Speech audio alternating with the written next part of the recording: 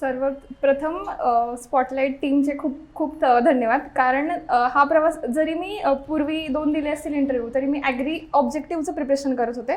पण FSO descriptive होतं आणि मग सुरुवात करताना मला पण शंका होती की डिस्क्रिप्टिव्ह आहे, आपल्याला जमेल का? आपण याच्या आधी ऑब्जेक्टिव्ह पॅटर्न केला आहे.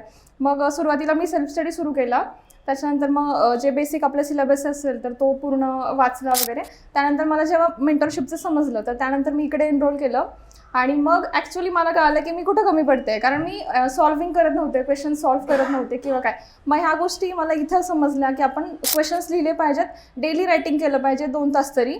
मी डेली इथे येऊन बसत होते दुपारी आणि डेली आम्ही आन्सर रायटिंग करत होतो. त्याचा खूप फायदा. टेस्ट सिरीज दिल्या आणि कन्सिस्टन्सी ठेवली आणि मग आणि मला हे एक्सपेक्ट नव्हतं ॲक्च्युली रँक एवढा चांगला येईल, पण मग तो आला.